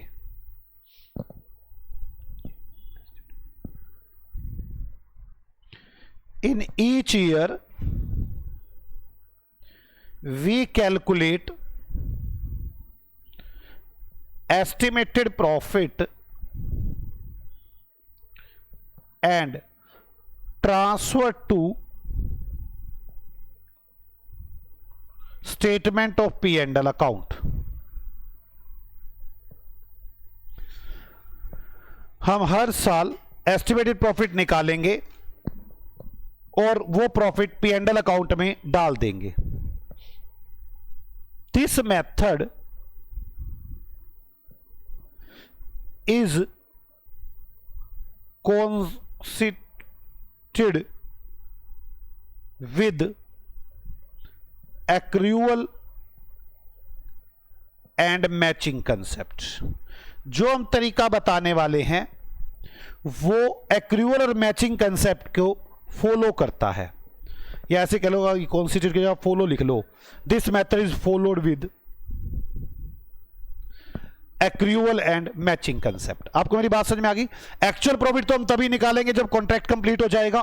हम हर साल एक एस्टिमेट प्रॉफिट निकालेंगे और उसे पी एंड एल अकाउंट में डाल देंगे। ये मेथड एक्रूअल और मैचिंग कंसेप्ट को फॉलो करवा देता।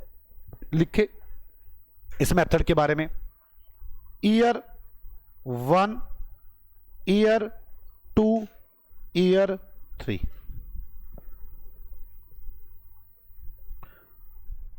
कॉन्ट्रैक्ट रिवेन्यू, तो contract price into percentage of completion,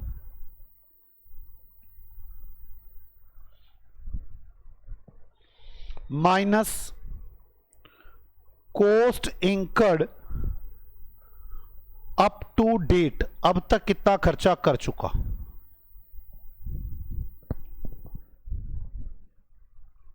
अब तो याद हो जाएगा ना ये सारी बातें, यही तो कराया अभी तक, बोलो। चलो, प्रॉफिट अप टू डेट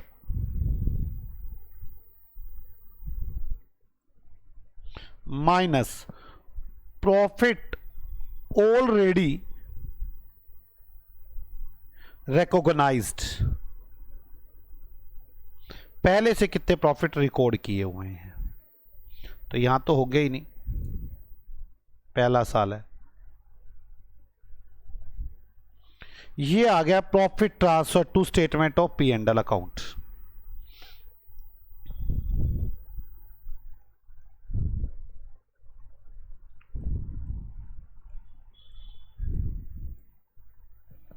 ये प्रॉफिट आप statement of P and L में लेकर चले जाएंगे।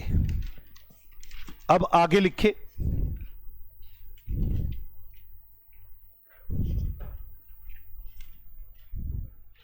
अगर हमें लॉस होना हो तो क्या करेंगे?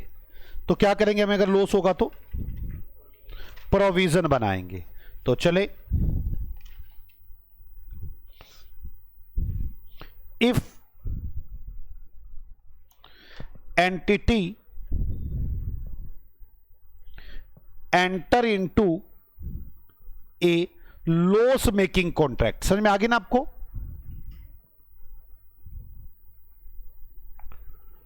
इसका मतलब क्या है?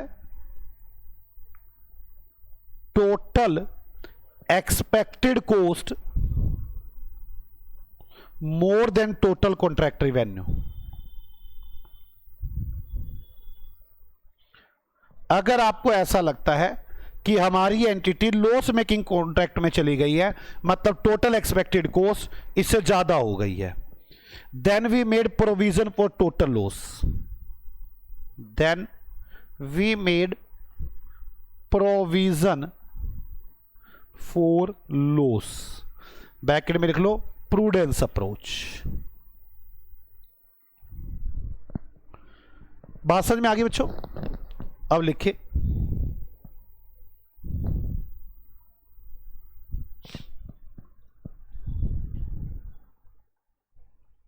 Year 1, year 2, year 3।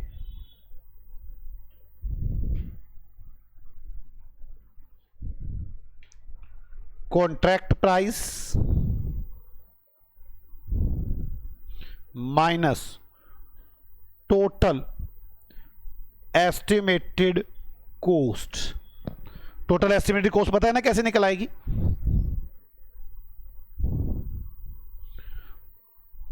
Total expected loss, total loss कितना है, minus recorded up to date,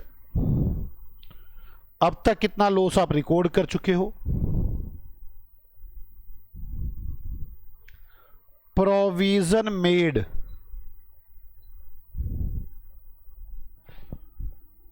और रिवर्सल ऑफ प्रोविजन, ये रिवर्सल हो जाएगा पहले साल का, यहां दूसरे साल का रिवर्सल आ जाएगा।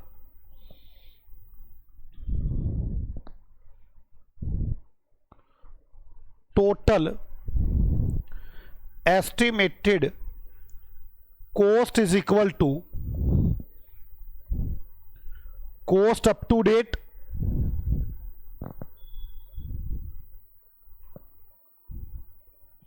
प्लस फर्दर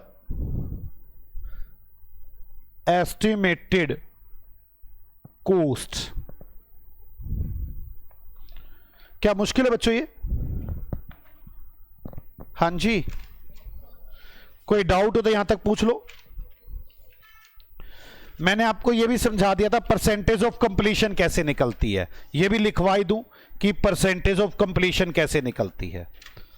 आ जाओ, percentage of completion, stage of completion कैसे निकलती है।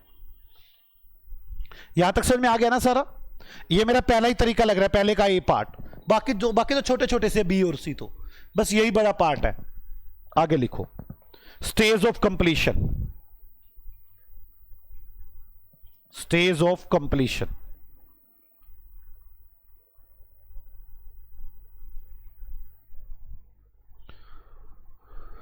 So many methods for calculation of stage of completion.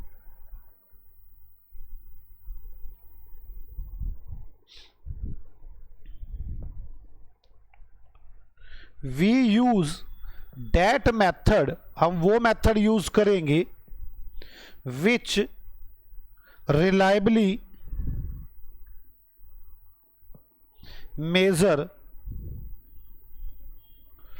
the work performance, the work performed।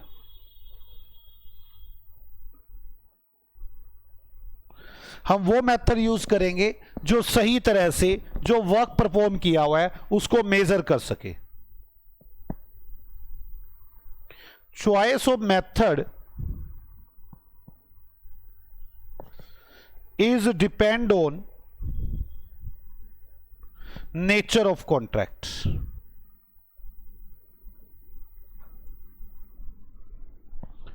कौन सा मेथड चूज करेंगे ये कॉन्ट्रैक्ट के नेचर पर डिपेंड करता है। मेथड कौन कौन से? सबसे पहला सर्वेयर मेथड,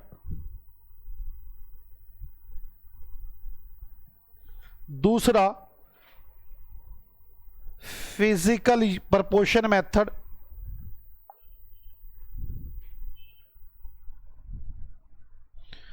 तीसरा प्रपोर्शन ऑफ, प्रपोर्शन मतलब ratio, proportion of cost incurred to total estimated cost.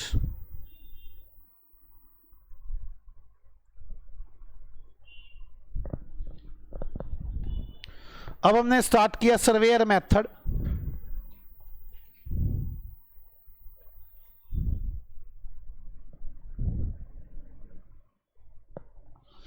In case of government contracts,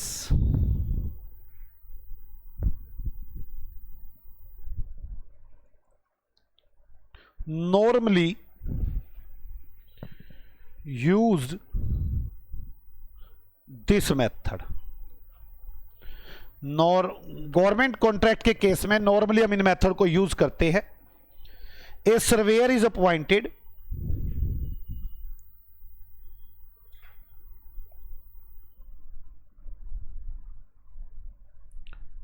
एक सर्वेयर को अपॉइंट किया जाता है, and he give certificate of completion, and he give certificate of completion.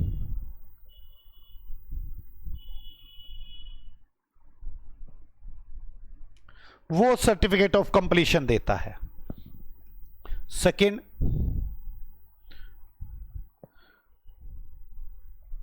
Physical proportion method.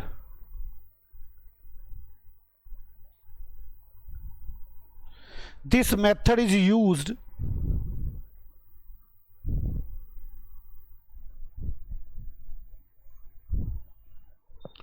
where contracts are not complicated.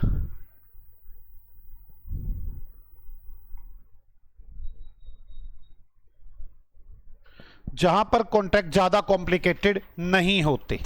बात समझ में आ गई? कहते तो आप एग्जांपल लिखवा दोगे छोटा सा यहीं पे ही।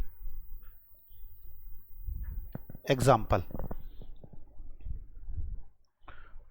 कॉन्ट्रैक्ट फॉर 1000 स्क्वायर फीट, क्या लिखूं? 1000 square feet construction, contract for 1000 square feet construction. हाँ, ऐसे लिख लो, कॉन्ट्रैक्ट फॉर, एक minute, contract of for construction of 1000 square feet, क्या लिखूं? स्क्वायर फीट लैंड नहीं, कंस्ट्रक्शन ऑफ 1000 स्क्वायर फीट, पत्थर लगाने को क्या बोलते हैं? Construction of 1000 square feet, land बनाने का तो ठेका ही नहीं, या तो पत्थर लगाने का ठेका दो या कुछ भी ऐसा दो।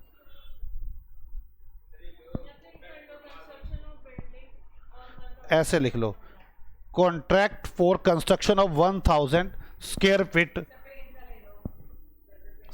फीट कंस्ट्रक्शन नहीं, वर्ड नहीं आएगा ना फिर।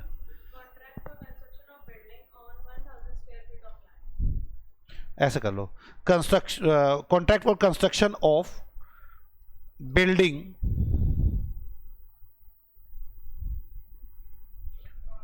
On 1000 square feet land. ठीक है, at the end of year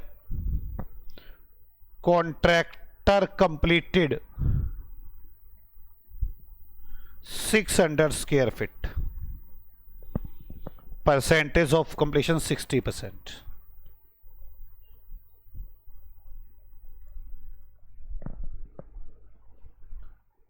Third,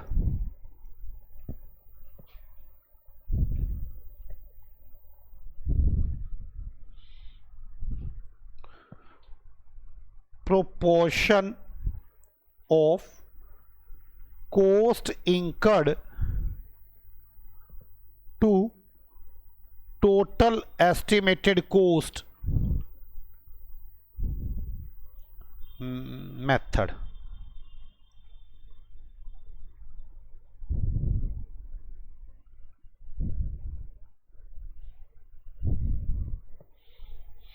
In case of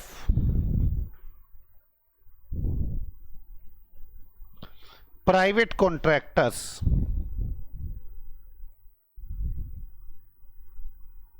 normally use this method।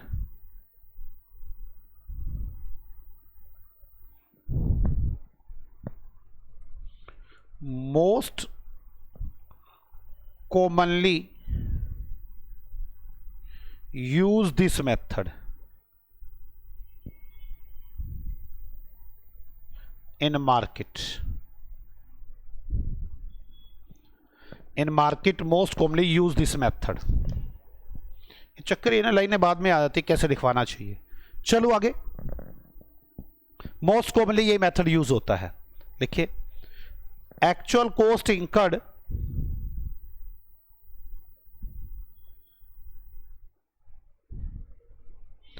Divide by actual cost incurred plus estimated future cost into 100। क्या आपको यहां तक की सारी बातें याद हो गई? मैंने कोशिश तो की कि मैं यहां तक की सारी बातें आपको याद करवा पाऊं। क्या आपको यहां तक की सारी बातें याद आ गई? क्या मैं आगे बढ़ सकता हूं? पहले यहां तक की बातों को समझ लो एक बार, हमने क्या क्या पढ़ लिया, ताकि आपको याद आ जाए। थ्योरी में देख लो, थ्योरी से आइडिया हो जाता है मैंने क्या क्या पढ़ लिया। अगर थ्योरी का एक एक वर्ड समझ में आ रहा है, इसका मतलब यह है कि मुझे आता है ये सब। मेरे पास कई मेथड है कंस्ट्रक्शन कॉन्ट्रैक्ट्स के लिए, जिसमें मैं पहला मेथड कर रहा हूं percentage of completion final outcome of contract estimated reliability. इसका क्या मतलब होता है ये बाद की बातें करेंगे। बस ये करने के बाद मैंने इसे कैसे कहा, मैंने कहा जी एक्चुअल प्रॉफिट तो तब निकलेंगे, एक मिनट, एक्चुअल प्रॉफिट और लॉस तो तब निकलेंगे जब कॉन्ट्रैक्ट कंप्लीट हो जाएगा, ठीक है। पर हम हर साल एस्टिमेट प्रॉफिट निकाल देंगे जो आप पी एंड एल अकाउंट में डाल देंगे। अगर हम ऐसा करते हैं तो हमारा एक्रूवल और मैचिंग कंसेप्ट फुलफिल हो जाता है। क्लियर? उसके लिए हमने कैसे किया कि कॉन्ट्रैक्ट के रिवेन्यू को परसेंटेज ऑफ कंप्लीशन से मल्टीप्लाई करेंगे। परसेंटेज ऑफ कंप्लीशन कैसे निकलेगा वो डिस्कशन कर ली हमने। उसके बाद उसमें कॉस्ट लेस करेंगे, टोटल प्रॉफिट आ जाएगा, उसमें से कितना प्रॉफिट रिकॉर्ड कर चुके इस साल के प्रॉफिट्स आ जाएंगे। अगर हम कभी लॉस मेकिंग कॉन्ट्रैक्ट में चले जाएं तो आप लोगों को प्रूडेंस अप्रोच को फॉलो करना है और प्रोविजन बनाने हैं। प्रोविजन कैसे बनेंगे? कॉन्ट्रैक्ट प्राइस में से टोटल एस्टिमेटेड कॉस्ट माइनस कर दें, टोटल एस्टिमेटेड लॉस आ जाएगा, उसके अंदर से अब तक का कितना लॉस बुक कर चुके वो माइनस करके बाकी प्रोविजन हो जाएगा। हर साल प्रोविजन की रिवर्सल भी होगी और बनेगा भी। इसके बाद स्टेज ऑफ कंप्लीशन, वही परसेंटेज ऑफ कंप्लीशन कैसे निकलेगी? तो हम कहते हैं हम वो मेथड यूज करेंगे जो रिलायबली मेजर कर पाता हो वर्क की परफॉर्मेंस को, वो मेथड यूज करेंगे। हमारे पास कई मेथड है स्टेज ऑफ कंप्लीशन निकालने के। तो आपने कहा कौन कौन से मेथड? तो मैंने कहा surveyor method, physical proportion method, proportion to cost incurred to total estimated cost. Surveyor method government contract वाले यूज करते हैं। एक सर्वेयर को अपॉइंट किया जाता है, वो बताता है क्या कुछ होगा। फिजिकल यूनिट मेथड जहां पर कॉन्ट्रैक्ट ज्यादा कॉम्प्लेक्स ना हो, नॉट कॉम्प्लिकेटेड हो। यहां मैंने कोशिश की मैं आपको दे दूं कि 1000 स्क्वायर फीट काम मिला था, 600 स्क्वायर फीट हो गया। Proportion cost incurred to total cost, private contractor यही यूज करते हैं, मोस्ट कॉमनली यूज्ड मेथड है ये। Actual cost incurred divide by actual cost plus estimated future cost. क्या आपको मेरी बात समझ में आ गई? पक्का?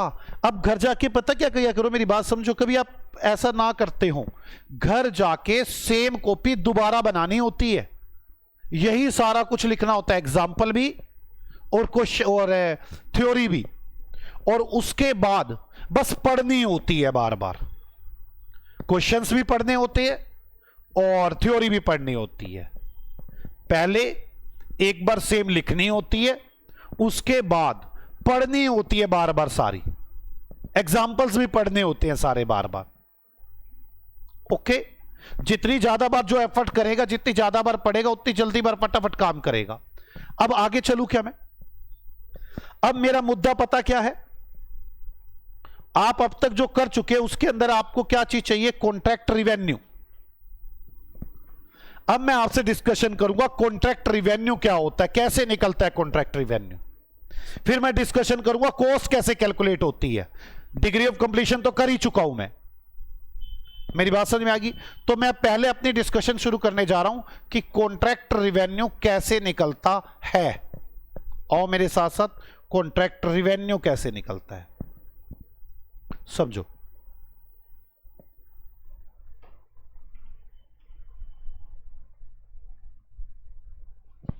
मान लो मैंने एक ठेका लिया, ठेका लेने पर मेरे पास कॉन्ट्रैक्ट का प्राइस डिसाइड हो गया कि जी इतने रुपए प्राइस है। क्लियर? इसे बोलते हैं इनिशियल प्राइस, लेकिन ये प्राइस चेंज होते रहते हैं बार बार। कॉन्ट्रैक्टी को नया नया काम समझ में आना शुरू हो जाता है कि ये भी करवा लूं, वो भी करवा लूं। ठेका बदलता रहता है बार बार, ऐसा नहीं है कि यही ठेका काम प्राइस चलता रहता है। इसे तो सिर्फ बोलते हैं इनिशियल प्राइस। जैसे मैं बताता हूं,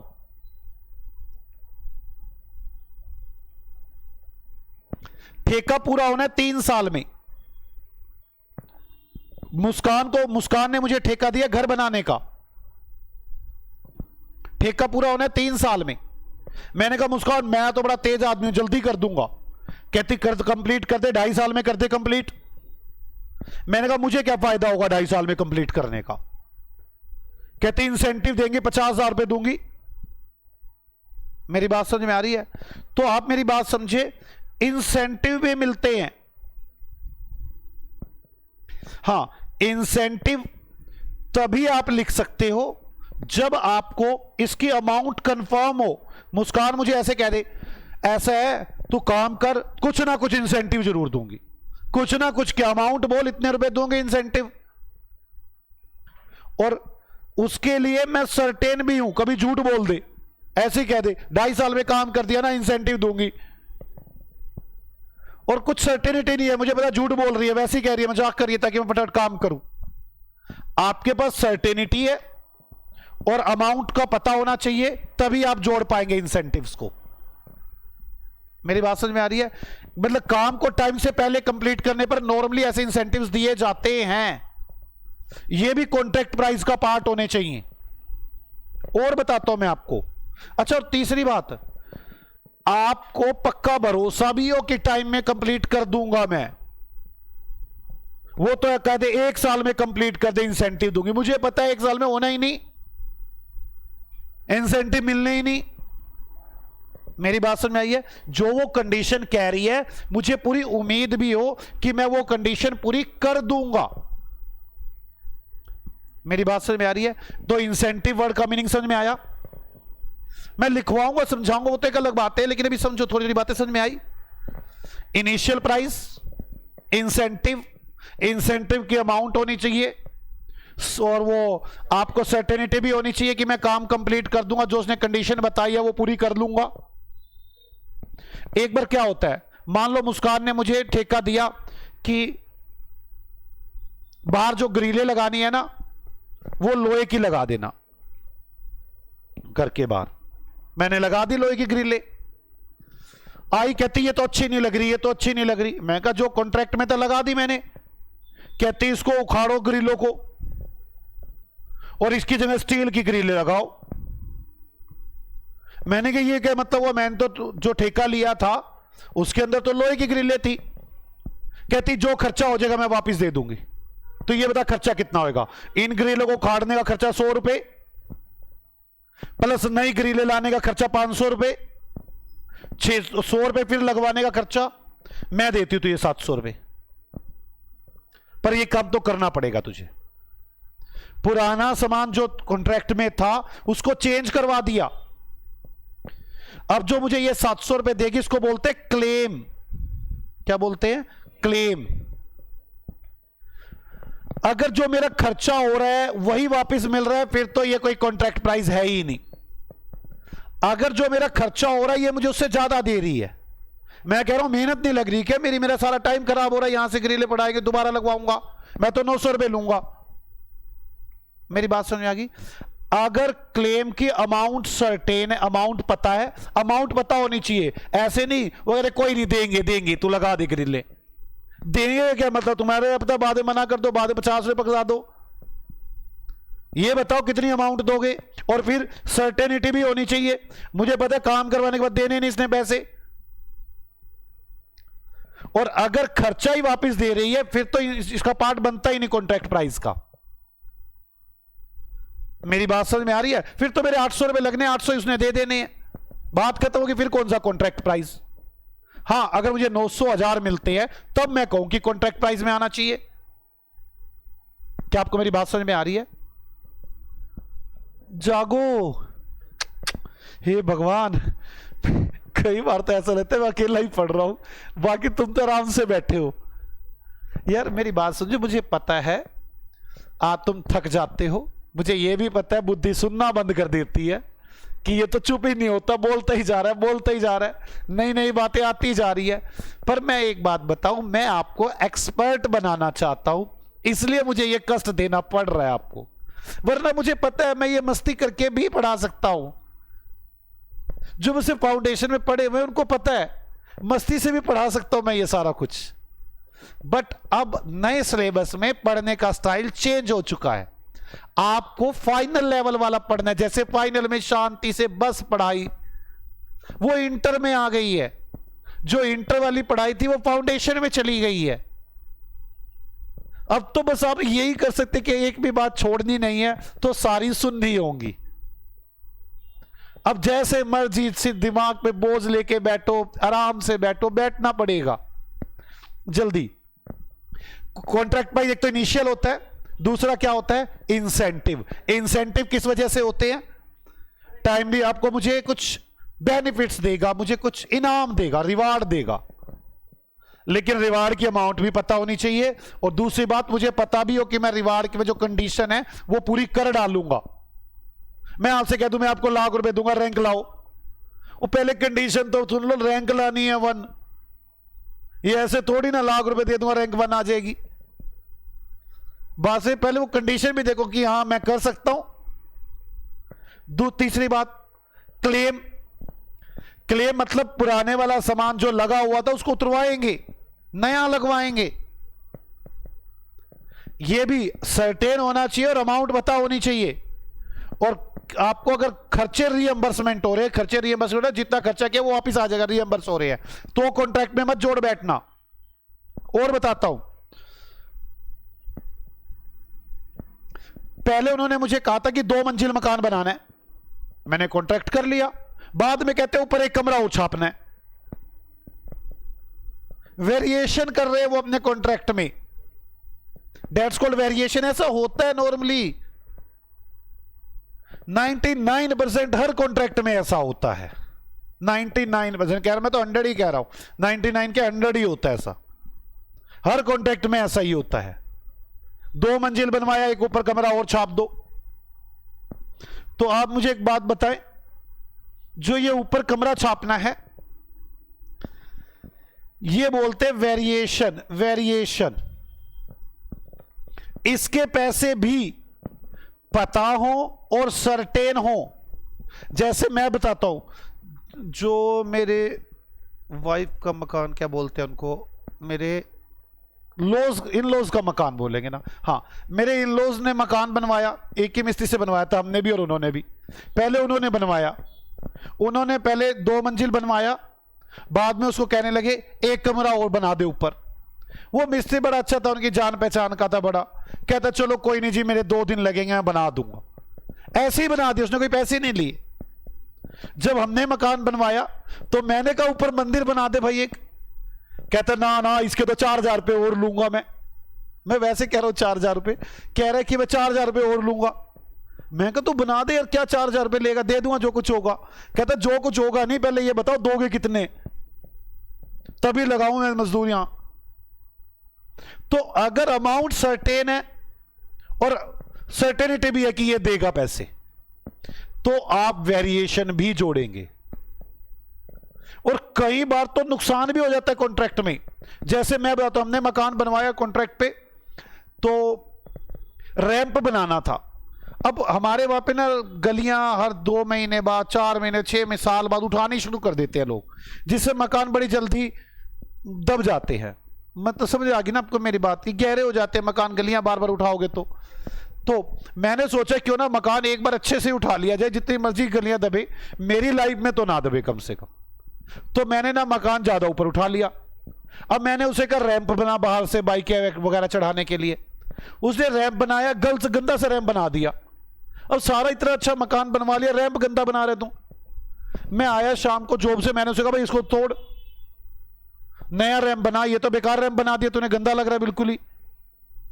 कहता है ये तो कोई मतलब नहीं होता। मैं कहा यही मतलब है, तोड़ना पड़ेगा तेरे को। आखिरकार उसने रैंप को तोड़ा, नया रैंप बनाया।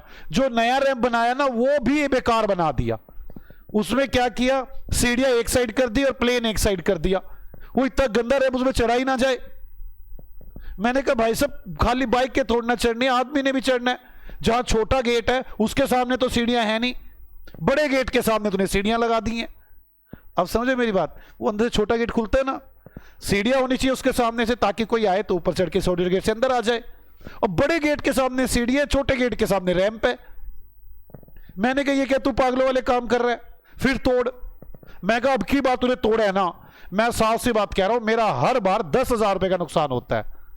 इसमें सीमेंट, रेत, बजरी, पत्थर सब कुछ मारता है तो इसमें फिर तोड़ देता है, फिर दोबारा बना रहा है। मैं कहा मैं तो 5,000 रुपए काटूंगा तेरे अब की बार।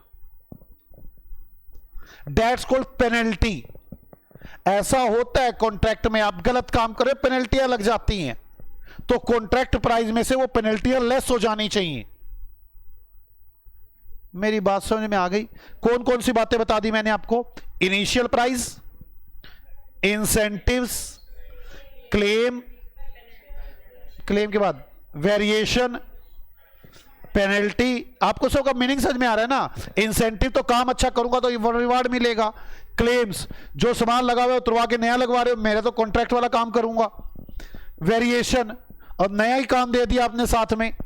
पेनल्टी, गलत काम कर रहे हो पैसे कटेंगे। एक वर्ड होता है एस्केलेशन। कई बार महंगाई बड़ी बढ़ना शुरू हो जाती है, मैंने उसको ठेका दिया, तब लेबर 400 रुपए की आती थी, जब वो काम करने बैठा लेबर होगी 500 की। वो 2 महीने आया, कहता जी मेरे तो हाथ खड़े, मैं नहीं आता, अपने बस का नहीं है घाटे इतना उठाना। कॉन्ट्रैक्टर छोड़ के भी चले जाते हैं ऐसे कि जी अपने बस का नहीं है, घाटा इसके अंदर तो प्योर। तब कॉन्ट्रैक्टर के बीच में बात होती है, तुझे कैसे घाटा लग रहा है? वो कॉन्ट्रैक्टर बताता है सर मैंने तो लेबर 400 रुपए के हिसाब से सोची थी, आज लेबर का रेट 500 हुआ पड़ा है। मालिक कहता कोई बात नहीं, जो लेबर का रेट बढ़ेगा ना वो मैं दे दूंगा, बस तेरी मान लो 50 दिन काम होगा, हर रोज 100 रुपए लेबर के मेरी जेब से ले चाहिए तो काम कर। इसे बोलते हैं एस्केलेशन। क्या बोलते हैं? एस्केलेशन। महंगाई भत्ता, जब महंगाई बढ़ती है उस महंगाई की वजह से पैसे दिए जाते हैं।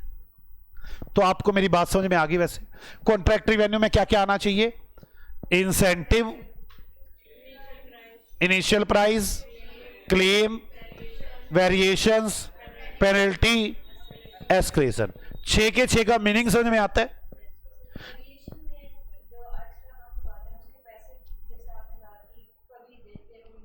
अगर सर्टेन है और अमाउंट फिक्स है तो ही लेंगे, नहीं तो नहीं लेंगे। नहीं तो आपने फ्री में ही काम कर दिया, फिर कैसे कॉन्ट्रैक्ट के प्राइस में जोड़ दूं? क्लियर? आज इतना ही करेंगे। मैं कल एक बार इसको आगे इसके बारे में डिस्कशन, डिटेल डिस्कशन करेंगे, इसके एग्जांपल लेंगे, फिर इसके बारे में लिखेंगे, फिर आगे बढ़ेंगे वही तरीका से। आप लोग कल तक ये पढ़कर आना ध्यान से। ओके, बाय बाय, मिलते हैं आपसे अगली क्लास में, लेकिन रिवीजन जरूर करके आना।